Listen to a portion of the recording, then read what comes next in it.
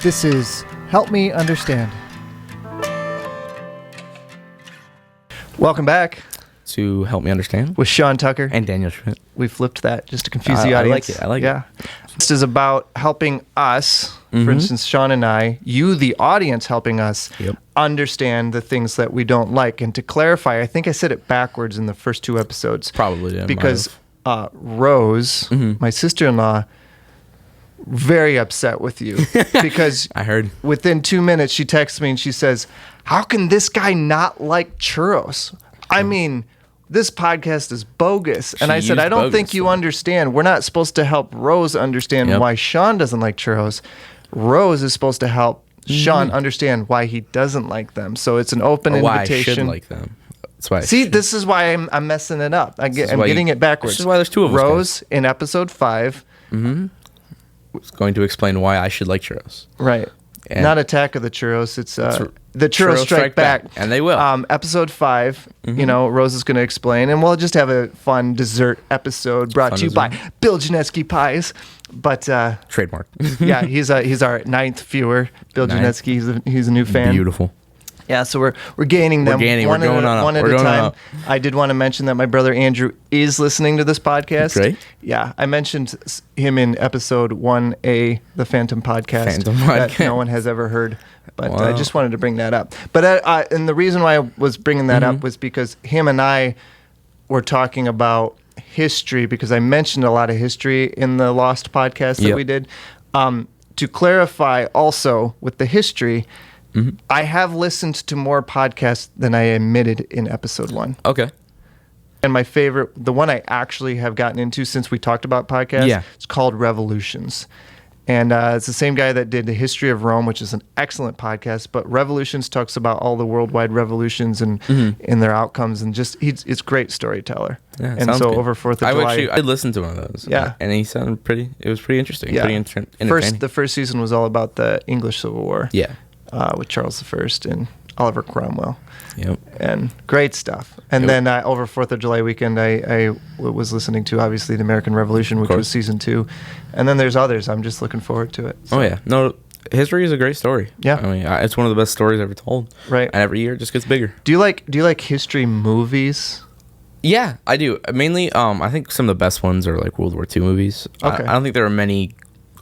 I think the issue is there aren't a lot of great like ancient history movies like Rome. I don't think there's a lot of great ones just because they fantasize a lot and they romanticize Gladiator. it. Yeah, Gladiator.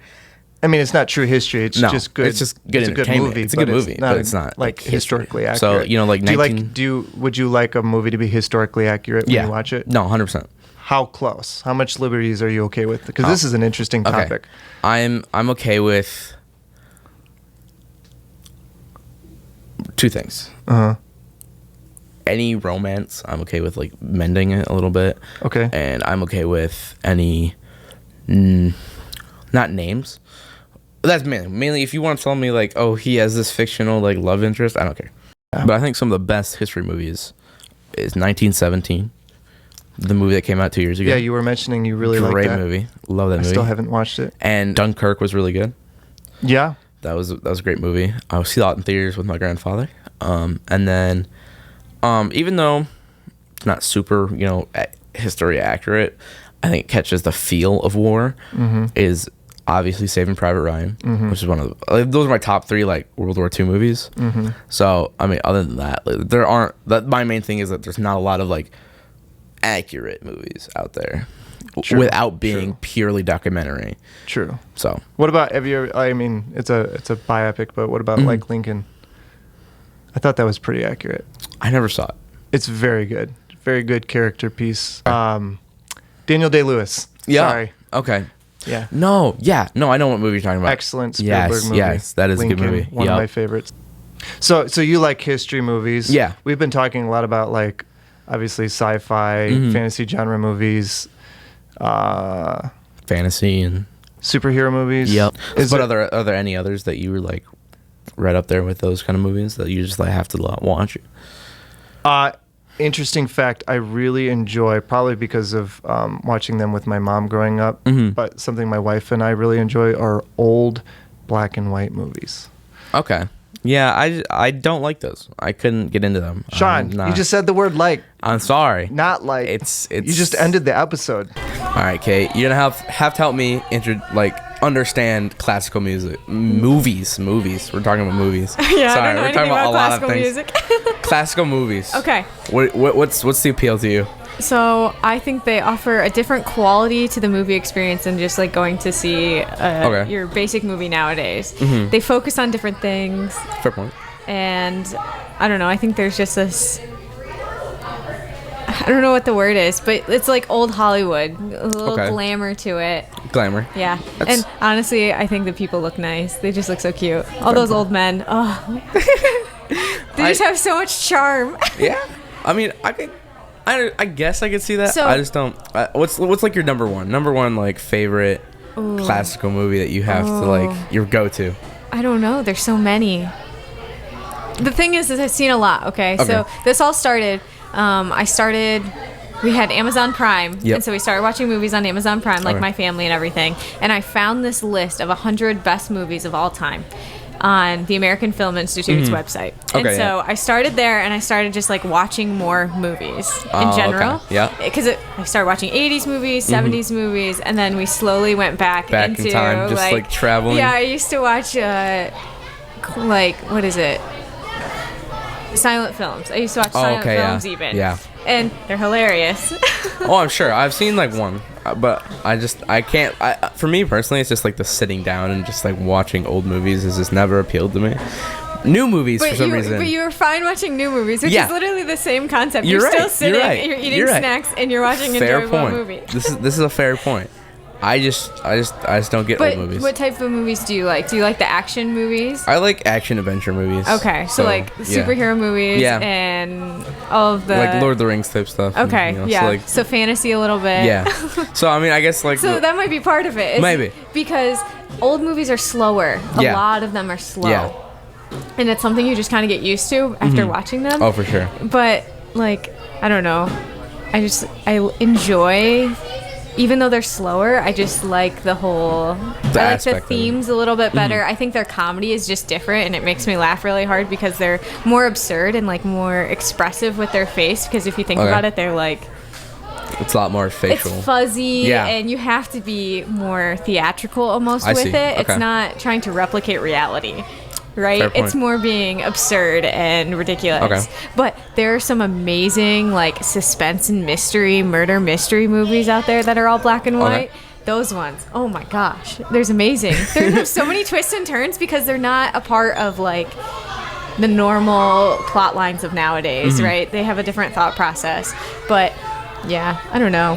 All right, how about this? Instead of one specific, how about each like decade? Can you give me decades? A decade, like favorite movies of each decade? Yeah. Okay, where should we start? 30s. 30s?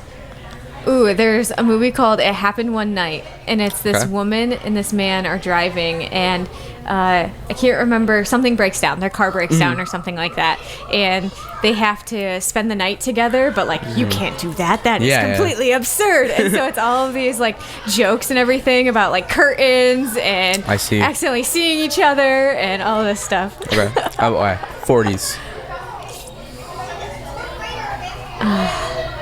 The problem is I don't always watch by decade, so it's hard to figure out what was actually a 40s movie and like what wasn't 50s. 40s and 50s get blended in my head. All right, we can do it together. Because like 60s, everything starts being in color. Oh yeah, okay. But like 40s and 50s are still very black and white. You can mend the eras if you'd like. I don't know. There's too many. There's too many. There's top 5 maybe? Can you give me top 5? Or is it still just too many? Well, let's go to 20. Like, let's go to 80s and then work our way back down. Let me give you time to think. Yeah, 80s. Let's go with 80s. Okay, 80s is either Top Gun or 16 Candles. Ooh, with the Brat Pack. Okay, yeah. Do you know who the Brat Pack is? I think so. I'm not 100%. Did you ever see The Breakfast Club? Yep. It's those kids. Those kids, right? Yeah, because they were all like together. Yeah, and they were like starting a bunch every of 80s single movies. John Hughes film, basically, that they ever made. I think my mom like made me. least had somebody say that. She heard something about the Brat Pack in the 80s. She like clicked. It clicked she's for like, her. Excuse me. Excuse what? I think my mom introduced me to like 16 Candles and like Breakfast Club. I love 16 Candles so much. Pretty in Pink, amazing, so good. Yes. So, I've seen those, so I understand like the appeal of the 80s movies. I like 80s movies, but I'm thinking like further back, like 60s. And then. But sorry, so 70s. So then 70s. 70s.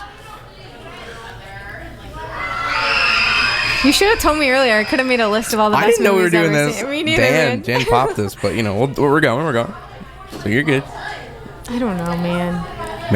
I don't know. Soylent Green is a very twisty-turvy movie. Have you ever seen that one? What was it? Soylent Green. I think that's a 70s movie. Never heard of it. So it's this dystopian movie. Okay. And they're in the future in the city and everyone's starving and they have this weird relationship with life and death. And so like when you're ready to go, you like go to a room and they basically kill you, right? But on your own terms. And then they repurpose the proteins in people and make it into food to feed the rest of the world kind of thing. And it's this whole conspiracy. It's really good. Wow. I recommend. Okay. And like the end of it is, well, I'm spoiling it because now you know it's made out of people. The whole movie is just like this discovery of figuring out what is going on in that place by like this retired cop kind of guy. Yeah. That's okay. I mean, I appreciate just the rundown. The synopsis. Yeah. So 60s. Can you give me a nice sort of those 60s movies? So I think Alfred Hitchcock made some movies in the 60s. I believe so. I think Psycho was in the 60s. I'm trying to think. Yeah. Or The Birds, one of his was in the 60s, so it'd probably be an Alfred Hitchcock. The Birds was a very interesting movie. Did you see that one? I've seen that one before. Okay, that one is amazing. It's very interesting. It's a terrifying short story. I do not recommend the short story. Oh my gosh, it was absolutely I'm sure. terrifying. I mean, like the aspect of it. Like, so did you like Alfred Hitchcock? I can respect it. Psycho's a good movie. With the screechy noise in the shower. Yeah. So I think that was just like a big stepping stone for film. I'm a very technical film person. Like I work with cameras a lot, so I like behind the scenes. You would totally appreciate all of Alfred Hitchcock because every single movie he makes, he does something that's like completely revolutionized film. So like Vertigo, that whole scene. 100%. So I didn't definitely respect Alfred Hitchcock because of the way he builds like the industry. I was trying to find the word. The industry up from his points. So I definitely understand and like I respect his films. But the hard part with like watching old movies though is you kind of have to remember that what the world looked like when the movie was made, right? Because some things, like, we take all of Alfred Hitchcock, what he does, for granted. Like, things that he thought was so cool, like doing all the birds and doing the 100%. Blue screens and all that stuff, like, that's lousy now. No one uses a blue screen. No one uses a blue screen. Yeah, because they're terrible. You can see the whole outline. Oh, 100%. So, I definitely can, like, say, like, Alfred Hitchcock is one of, like, I held him to a high regard. He's definitely a very good bridge between, like, new movie and old movies. 100%. Yeah. I agree. All right, can you think of a 50s one? There's too many. I don't know, man. I can tell you people I really like actors and actresses. I'm obsessed with Cary Grant. He's like this really suave man kind of thing. And actually, like, Dan and I used to talk about Cary Grant all the time because we both have like this love affair with this man. And so we watch all of his movies and everything, any single movie we could get our hands on with him. And he's just kind of like a quirky, kind of hilarious, but also like charming, nice guy kind of thing. Yeah, I don't know. And then I really like, who is it? It's Katharine Hepburn is really fun to watch. Yeah. Same with Humphrey Bogart. So Humphrey Bogart is like this short man. I'm sure if you like heard his voice, you would know it. Yeah. Have you ever seen Casablanca? Yeah. He's in Casablanca. Okay, yeah. That's who that man is. That's Humphrey Bogart. I say that I don't like him a lot, but like classic movie, but I've seen a lot of them. Like that's the weird thing is I've seen a good. Is you have to watch them to be able to understand like pop culture a lot of times. So it's the same thing with like classic books where you read it to kind of. It shapes our collective pop culture of what we are now, right? And so it's like a history lesson almost. I think that's part of the reason why I like them is it's like a glimpse into the past. Even though like some of the stuff you're like, ooh, don't say that. Yeah. Do not say that. It's like a different world. It's like looking back to like what the what culture used to be back then. And then I always think it's a really fun game to play with, especially with black and white movies, is since everything's black and white, you never know what color anything is, like what color their dresses are, what color the rooms are, or anything like that. It's a pretty interesting aspect of it. I think it's fun to like look at it and try and guess what color things are supposed to be. So you make a game out of it. Yeah, because you just honestly, you have no clue. Oh, yeah, There's no, for sure. no way to know. And so I just think it's funny, like, because in my head, when you only see black and white, you just kind of assume that they wore a lot of, like, black suits. Yeah. They wore black dresses. They wore tan, white, gray, you know? Yeah. But it's just like looking at old photographs. You have to remember that their life was like in color. Their pictures, yeah. Yeah, their life was definitely just as colorful as ours is. There was that movie that came out recently. It's like They Will Not Be Forgotten or something like that. Or They Shall Not Be Forgotten. It was pretty much someone had taken all the footage from World War I, I believe. Okay. And they had recolored it and remastered that's it. a lot of work. So, like, it's like 2 hours or 3 hours of just pure, like, soldiers in battle. Yeah. And it's just all, you see it just go from color to, like, from black and white to color. I think it's really cool. Well, because it makes it real, right? Yeah. It makes it a lot easier to 100%. see that it's real because of the fact that it's easy to see how it aligns with how the world looks now. 100%. Right? Yeah. But I think that's part of the reason why I like classic movies so much. Because I get a kick out of knowing or being more informed about culture. Because, like, we pull from this pool of information that 100%. keeps getting passed down. So, like, Wizard of Oz and stuff like that. Yeah. You think about how old that movie is, but still everyone can quote it. How old is that movie? That movie came out in the 30s, I believe. Wow, that's crazy. It wasn't like the first colorized movie, I don't think, but it was one of like the first really big. Like, I think my grandmother said that was the first movie in color she had ever seen. Oh wow, yeah, that's crazy. But you think about that and how much like we still talk about the Tin Man, and you still know all the songs. I actually played the Lion in my third grade production of it. But that movie, or you like think about how old that is, though. Oh yeah, no, for sure. It's what, 70 plus 20 years? It's almost It's almost 100 years old. Almost 100 years.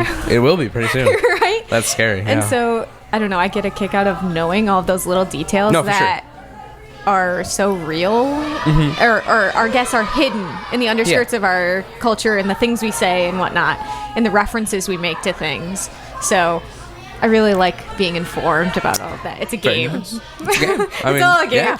I mean, I think that's like the real reason, but at the same point, once you kind of get into old movies, they're just kind of draws you. Yeah, they're just like, fun because they're a lot less stressful in most cases, and I don't know. I like the slower storylines, and I don't know. I just think they're really. Is there like if someone wanted to get into classical music, I keep saying music. It's movies. It's movies. Classical movies, right? What are like a few that like are the must-sees, like the ones that you think like will really get you into them? I mean, Alfred Hitchcock really keeps your attention really, really well. Yep. His resembles more modern movies, but I don't know. I really like the murder mysteries. I think those ones are super fun. So, like, there's one called Laura, which has this crazy twist and turn in it, and you never know. Like, every single time I watch it, I'm like, I know something crazy is going to happen, but I can never remember who is the bad guy. Who is the person I'm not supposed to like here? And so, like, I like those. Recently, which is not so much classic movie, but like lousy movies, I've been getting into with my dad. We watch 40s through 60s sci-fi movies. Okay. And so like they're this different breed of movie where their special effects are awful. There's spiders that are supposed to be as big as buildings, and those ones are just more for like, I think those ones are just comedy. Those are so funny. And then there's like, what is it? There's one that's got Cary Grant in it, and it's either like Bringing Up Baby or A Philadelphia Story. I can't remember which one it is, but those ones are really good too because those ones are really funny. I think Bringing Up Baby, there's like a lion involved, and it's just really hilarious. So there's I don't know if you ever heard of this movie, but my mother and my sister love it. It's called Happy Face. Happy Face. I think. I'm going to look it up right now. Look at it. I'm going to look it up. I might recognize the cover more. So, do you like musicals? I do love musicals. Musicals are a big thing. See, musicals are also technically classic movies, but Fair point. But we'll finish your story and then we'll go into geek about musicals. Pretty much, like, I believe it's like this. I want to say, I don't remember who was in it, but this like designer who is very like, you know, strong woman type character. She like goes into this company, is like pushed around a little bit, and then she makes this like beautiful art, like this dress or this outfit that people like, and then she's like gets taken to Paris and she falls in love. It was like really weird. It was just a movie that my family would watch. It doesn't sound that weird. It sounds pretty normal. Yeah, that's a fair point. It doesn't sound that weird. Well, that's fine. But my family used to watch it all the time. So I was wondering if you've heard of that one. I think it's like it's got to be like a 60s movie, I think. Happy Face. I'll show you later. I'm gonna look. Yeah, go ahead. It's like being as. Have you ever seen any Abbott and Costello? No. Okay, so I guess movies have come at me in lots of different directions. A lot of old movies. So me and my grandpa up north, he didn't have cable TV. He only had VHS tapes. Okay. And he would only have Abbott and Costello tapes, which are these two guys who do slapstick comedy, and they're kind of like foils for each other. So like one is smart, the other one is dumb, one is tall, the other one is short, and they have like this whole like slapstick kind of. Okay. Have you ever heard of Who's on First? Yeah. Okay, yep. Who's on first? I don't know who. Yeah. That whole thing. They did that. That was a part of their television show that they used to have. I see. And then they do big movies like with zombies and werewolves and Africa and all of these like crazy things. And so we used to watch. Dan's goofing off in the background. All right, so go ahead. And so we used to watch those all the time too. Those are really funny. I recommend those. Okay, those are a lot of like smack each other up on the back of the head kind of stuff. Have you ever seen those? Abbott and Costello? Yes, I used to watch them on constant replay as a kid. Yep, VHS tapes all the time. Since I was the one who liked old movies, and now I want to. So I wanted you to convince Sean about them. But I'll give you my list, and then you can comment. Okay. My top 10 favorite old movies. Okay. I don't know how you can make a list. There's too many that are so good. 7 of them are Cary Grant movies. That's okay. So where does he rank for you? So he originally was very high. Okay. Now I'm experiencing all these other people with all these other movies that I watch. But he's like, as a collection of just watching, if you were to watch one actor or actress, huge he has a array very of work. Big, and most of those movies are really good. Yeah. So if you were to make like a master collection, he's pretty, he was still pretty high up there. Okay. An obscure one. Okay. He's not generally known for, except it's my wife and I's favorite one. It's called Room for One More. Okay. I don't think I've seen that Him and his wife do foster care. Okay. They already have 3 kids, and then they foster 2 more kids. Super good movie. Makes us cry every time. But it's not really well known. We always have to find it in the, wherever it's buried in Amazon, and then rent it for the 5th time. We should just buy it. Honestly, yeah. I don't know if it's your number one. Yeah, I pretty much. think you should buy it. And then My Favorite Wife. I'm trying to think. The problem is I've seen so many. It gets hard to remember because they all sound the same. I forget the actress name. She is presumed dead after 7 years from a shipwreck. So they pronounce her dead, and the day they pronounce her dead, I think I have seen this one. She returns. Yes. As he's getting married to another woman. Yes, I think I have seen this one. Yes. So Room for One More, Bringing Up Baby. Yes, with Katharine that's Hepburn, really good. Classic. I own that one. You do? The physical DVD. I own that one. Okay. That's my wife's favorite one. It's so funny. She thinks Katharine Hepburn is hilarious in that movie. Which is interesting. They only did 4 movies together. That's it? Yeah. Walk, Don't Run was his last film. He had to be pretty old in that one. Yes. Then. And this is he probably looked like an old man. He is an old man. And finally the joke is he's not in the movie to get the girl. He's trying to set up 2 people. Okay. He's trying to set up 2 young people. Because he what is it subleases his apartment to someone who subleases his apartment. Walk, Don't Run. He's in Japan. And because I think I've seen that one too. The funny thing is, the whole movie, he keeps calling his wife. Oh, I totally have seen this movie because I remember thinking, oh my gosh, he looks so old. And finally the joke, because he had done a recent movie with Doris Day. He did one. They're too... The age difference is too big. Which is weird. It gets weird. It starts making you uncomfortable. So finally on his last movie... It's like a joke. For the first time, he's already established that he's married, and he keeps calling his wife because it's like their anniversary. But he's setting 2 other people up, and then at the end of the movie, he gets in a taxi cab and he drives off, and the other 2 people are finally together because he's already married. And I think that's a funny joke because it's just like he's always gotten the girl. Always gotten the girl. That's literally his only even job. When he's too old. Yep. Well, with black and white, you can hide it a little bit better. Once it's all color, you got to dye your hair or something there, bud. And then Shop Around the Corner, which is actually a Jimmy Stewart movie. Much better than You've Got Mail, which is the modern version of that movie. I did not know that those two were related. It's the same movie. You realize it's the same movie, right? I haven't seen that movie. Yeah. Like, I haven't seen the You Got Mail movie in a long time. Don't worry about it. I love Tom Hanks, but it's not worth it. Well, Jimmy Stewart is better than Tom Hanks. So. Yeah, Jimmy Stewart. Unpopular opinion. Okay. I'm a sucker for 10 Commandments. Let's just... See, I haven't seen that. Old movies. Okay. Sorry. Put it on your list. It's classic. I'll add it. Okay. And then, let's see. Holiday. That's the other Katharine Hepburn movie. Sorry, that was the one I was missing. That's on my top 10 list. And it's not necessarily laugh out loud funny, but it's one of those where the first time you watch it, you're not like, I'm not sure if I like this. And the more you watch it, it grows on you. It's such a good movie because I love his outlook on life. He's like, I'm just going to go explore life and give up this whole like money making scheme. And they're trying to trap him in money. Like, he's marrying into money, and then they think that's the end-all, be-all, and then they even going to send him on his honeymoon and just do all business trips. And he's like, I don't want anything to do with this. And he walks away, and Katharine Hepburn's there to go on his trip. So that was only 5, but that's my list. I wanted to talk. I wanted to talk my list with you of old movies. Yeah. So what's your top 5? I don't have a top 5. Oh, okay. I just watch to watch. Okay. There is no top 5. There's no like top 10. They're too hard. Everything has its own place, right?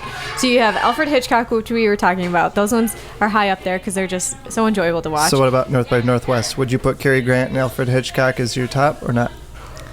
I don't know. I don't think North by Northwest is my favorite Alfred Hitchcock movie, though. Okay. No, it's a little complex. Yeah. It's not as... What's your favorite Alfred Hitchcock movie? Ooh. I like the one with Jimmy Stewart in it. The Rear Window. Rear Window. I like that one. Vertigo is too long. Okay. It's like 4 hours or something, like ridiculous. And then you have these women who look the exact same, but they're not the same because they're conning him. They're It's like... Yeah. It gets very confusing. It's a weird movie. I watched it when I was really little, and it freaked me out. It got fun sights and everything in it, and it looks pretty, but like it just is a confusing storyline. I remember sitting there watching it for the first time because I got an Alfred Hitchcock box set of movies, and my sister's like, "You're still watching this? Didn't this girl die?" I was like, "You think she died, but she didn't die because she's playing him because she's stuck in this situation." And it was just a hot mess. Yeah, I don't even remember the premise. I just remember you think someone's dead, and then they're not dead, and then they're dead, but then they're not. Yeah. Over and over and over again. So, that's why I interrupted the conversation. But I can't believe you talked to Sean for a half hour on movies. Yeah. I'm going to have to pare some of it down. Or is there anything left in your conversation that you had? You found the movie? Yeah, so it was Funny Face. It's called Funny Face. Oh, with Audrey Hepburn in it. Yeah. Yes, I did see that movie. I was so blanking on it. I was like, my mom mom's probably going to, like... She's going to smack you up the head later. She's going to be like, why didn't you know that? I'll probably actually go watch it tonight, honestly. I'll probably, just remember myself what it was. But that was pretty much it. Yeah, that one's a good movie. That one is a good movie. That one's a little long, but it's kind of funny. It's a little bit slow burn, but I like it. It's a slow burn. It's very nice to hear and understand about classic movies. I'm glad we could talk classic movies. Indeed. It makes me want to watch movies later tonight. Same. It does also for me. So, well, bye everybody. Goodbye.